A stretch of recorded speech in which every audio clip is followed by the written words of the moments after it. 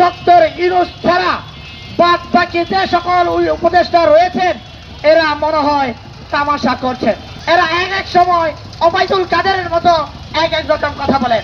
আপনার আইন শৃঙ্খলা বাহিনী করে কি ফেসবুক চালায় বসে বসে? প্রত্যেকটা খুনের অপরাধীদের এই বাংলাদেশে বিচার করতে হবে। UFTCL এর সাথে ইনভেস্টমেন্ট এখন আরো ইজি। আমাদের নিজস্ব ট্রেডিং অ্যাপ UFT ফার্স্টে পাচ্ছেন শেয়ার বাজারের সম্পূর্ণ সমাধান, এনলিস্টেড কোম্পানির অ্যানালাইসিস থেকে শুরু করে রিয়েল টাইম আপডেট, সবকিছুই এখন এক প্ল্যাটফর্মে। বিচার চাই, বিচার বিচার বিচার চাই, চাই গণহত্যার বিচার চাই, বিচার বিচার বিচার চাই। প্রিয় উপস্থিতি, আপনারা সবাই জানেন নতুন কিছু করে বলার নাই। কিভাবে একটি সরকার তার ক্ষমতাকে দীর্ঘায়িত করার জন্য একটি দল জনগণকে জিম্মি করে তাদের ক্ষমতাকে টিকিয়ে রাখার জন্য মানুষকে কিভাবে হত্যা করেছে, গণহত্যা চালিয়েছে। শুধু এই 24-এ তারা গণহত্যা চালায়নি ছাত্র জনতার উপরে, তারা তাদের ক্ষমতার শুরুতেই বাংলাদেশের সবচেয়ে চৌকস সেনা অফিসারদেরকে গণহত্যা চালিয়েছে। তারা আলেম ওলামাদেরকে সেই রাতের অন্ধকারে হত্যা করেছে শাপলা চত্বরে। এই সকল কিছুই তারা করেছে ক্ষমতাকে দীর্ঘায়িত করার জন্য। এবং এই হত্যাকারী দল তাদের ক্ষমতাকে তাদের রক্ষী বাহিনী হিসেবে টার্গেট হিসেবে নিয়েছে তাদের ছাত্রলীগ এবং পুলিশ প্রশাসনকে। আপনারা দেখুন একটি দলের কিভাবে ক্যাডার বাহিনী হিসেবে একটি রাষ্ট্রীয় বাহিনীকে ব্যবহার করা হয়েছে। পুলিশকে তারা নিয়োগ দিয়েছে ছাত্রলীগের প্রতিটি ক্যাডারকে, বিভিন্ন বিশ্ববিদ্যালয়ের ক্যাডারকে পুলিশে নিয়োগ দেওয়া হয়েছে কোন ধরনের ভাইবা ছাড়া। এবং তাদেরকে দিয়ে জেনোসাইড চালানো হয়েছে বাংলাদেশে।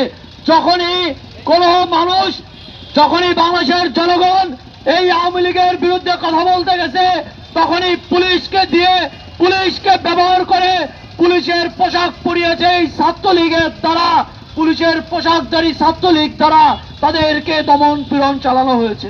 অন্তর্বর্তীকালীন সরকার গঠিত হয়েছে, মাত্র 3 জন অভ্যুত্থানকারী ছাত্র ভাই সেখানে জায়গা পেয়েছে। আমরা দেখেছি আমাদের যে কোনো সরকারের সমস্যা হলে কেবলমাত্র 3 জনেই ছাত্র ভাইরা সবার আগে এগিয়ে আসে, কারণ তারা অভ্যুত্থান ঘটিয়েছে, তাদের ফিল রয়েছে। আর বাকি যে উপদেষ্টা নিয়োগ করা হয়েছে, কোন ক্রাইটেরিয়া তাদেরকে ঠিক করা হয়েছে, বাংলার মানুষ, ছাত্র জনতা কেউই কিন্তু জানে না। আমরা দেখতে পাচ্ছি তারা এই চেয়ারগুলোতে বসে এখন 82টায় মত্ত হচ্ছে, 9, 10, 12 ডিজিটের মালিক হচ্ছে। আমরা সাবধান করে বলে দিতে চাই, বাংলার মানুষ ঘুমিয়ে যায় নাই। যেই ছাত্র সমাজ এই অভ্যুত্থান ঘটিয়েছে, যেই ছাত্র সমাজ জীবনের কোনো পরোয়া করে নাই, তারা সবকিছুই পর্যবেক্ষণে রাখছে। আপনারা সকলে জানেন এই জুলাই বিপ্লবের সরকারকে আমাদের রক্তের বিনিময়ে, আমাদের ঘামের বিনিময়ে, আমাদের শ্রমের বিনিময়ে এই সরকার চেয়ারে বসে আছে। অথচ এই সরকারের ডক্টর ইউনূস ছাড়া বাদ বাকি যে সকল উপদেষ্টা রয়েছেন এরা মনে হয় তামাশা করছেন। তামাশার শেষ নেই। এরা এক এক সময় ওবায়দুল কাদেরের মতো এক এক রকম কথা বলেন। শেখ হাসিনার মতো করে নানার শেখ হাসিনা এক এক সময় বলতেন কাঁঠালের বার্গার, নানা রেসিপি দেন। এখন আমার উপদেষ্টারাও গভীর রাতে থেকে এইভাবে রেসিপির পরিবর্তে নানা তাল বাহানা শুরু করেছে। আমরা কি আপনাদেরকে এই তাল বাহানা করার জন্য এই চেয়ারে আমার রক্ত দিয়ে ওই চেয়ারে বসিয়েছে? আমি আমার রক্ত দিয়ে ওই চেয়ারে আপনাদেরকে বসাইনি এই তামাশা করার জন্য। আমার কত ভাই, আমার রিক্সাওয়ালা ভাই, আমার এই রাস্তায় ফুটপাতে বাদাম বিক্রেতা ভাইরা এই জুলাই বিপ্লবে গুলি খেয়ে আহত হয়েছে, গুলিবিদ্ধ হয়েছে। তাহলে আমার এই জুলাই বিপ্লবে যে রিক্সাওয়ালা, আপনারা সকলে জানেন, রিক্সার উপর দাঁড়িয়ে এরকম সেলুট জানিয়েছিলেন, এই রিক্সাওয়ালা আজও রিক্সা চালায় আমি দেখতে পাই। আর অথচ এই জুলাই বিপ্লবে যারা ভুলণ্ঠিত করার জন্য পায়তারা করেছে, তারা সুখে শান্তিতে দিবালোকে এসি রুমে আজও বসে আছে। আধুনিক দেশে এসে এখনো দর্শনের শিকার হবে, সেটা আমরা মেনে নিতে পারি না। আমরা লক্ষ্য করেছি এই যে আমাদের বোনেরা আন্দোলন করেছে, যে তারা একটা দাবি জানিয়েছে, যারা দর্শনকারী তাদেরকে ওখানে আপনি বিচারে আওতায় আনতে হবে, তাদেরকে হত্যা করতে হবে। আপনারা এইসব সিদ্ধান্ত নিতে পারবেন না। আপনারা আইন শৃঙ্খলা বাহিনী, আমি লক্ষ্য করেছি, শুধুমাত্র দেশের জনগণের টাকা আপনারা নষ্ট করতেছেন। আপনারা দেখতেছি টহলের নামে খালি তেল করতে আছেন। আপনারা কি করতেছেন? আপনার পাশে ছিনতাই হয়, আপনি সেটা দেখেন না। আপনি দেখেন না এদেশে আপনার দান্দাবাজি, বাড়ি দখল, খুন, কেন এগুলো কেন হবে? আপনার আইন শৃঙ্খলা বাহিনী করে কি? ফেসবুক চালায় বসে বসে, আর আপনি একটা নির্দেশ দেন। বারবার একটা সময় উঠে আমাদের সংবাদ সম্মেলন করে বুঝান, আমি খুব আন্তরিক। আপনি একটা থানায় নিয়ে দেখেন কি অবস্থা। আপনার থানায়ও দেওয়া লাগবে না, আপনার রাত্রে সংবাদ সম্মেলন করা লাগবে না। আপনি 9টা টু 5টা অফিস টাইমে আপনার সকল কার্যকর ব্যবস্থা নেওয়ার ব্যবস্থা করুন। সে বাংলাদেশে যে আইন পাস করে এদেশের মানুষকে গুম খুন করেছে, এগুলোর কি বিচার হবে না? আপনারা জানেন যে সকল প্রশাসন দিয়ে, র্যাব দিয়ে, সেনাবাহিনী দিয়ে এদেশের মানুষের উপরে গুম খুন করেছে, প্রত্যেকটা খুনের অপরাধীদের এই বাংলাদেশে বিচার করতে হবে। কারণ আপনারা জানেন এই বাংলাদেশকে যে একটা বিশ্বের কাছে একটি খারাপ রাষ্ট্র হিসাবে তৈরি করেছে, এই রাষ্ট্রের যদি বিচার না হয় এই বাংলাদেশ বিশ্বের কাছে মাথা উঁচু করে দাঁড়াতে পারবে না।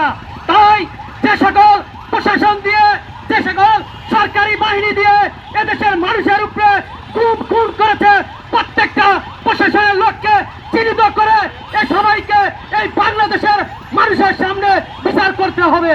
বিচারহীনতার যে সংস্কৃতি বাংলাদেশে গড়ে উঠেছিল, সেই সংস্কৃতি আমরা আর বয়ে বেড়াতে চাই না। নাগরিকদের বুকে গুলি করে কোন জালেমশাহী বাংলাদেশে পার পারে, এই সংস্কৃতি বাংলাদেশে আমরা রাখতে চাই না। সেজন্যই আমরা এখানে দাঁড়িয়েছি।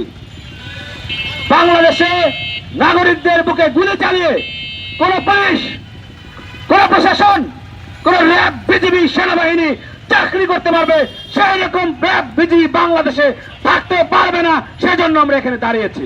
আমরা বলতে চাই, যে দল বাংলাদেশের মানুষের রাজনীতি করবে এই কথা বলে ক্ষমতা নিতে চায়, ক্ষমতায় এসেছে, থেকেছে, থাকবে, তাদের কেউ যদি বাংলাদেশের নাগরিকদের মুখে গুলি চালায়, বাংলাদেশের মানুষের জননিরাপত্তা নিশ্চিত না করতে পারে, নাগরিকদের জীবন কেড়ে নেয়, তাদেরকেও এই বাংলাদেশে তাদেরকে রাজনীতি করতে দেব না। সেজন্যই আমরা এখানে বসেছি। তবে বাংলাদেশকে অস্থিতিশীল করা যায়, তারই পরিকল্পনার অংশ অনুযায়ী বিভিন্ন জায়গায় সংকট তৈরি করা হচ্ছে, চাঁদাবাজি করে, ধর্ষণ করে, বা বিভিন্ন নাট্যমঞ্চ তৈরি করে, যে দেশ এখন অস্থিতিশীল দেশ আগেই ভালো ছিল।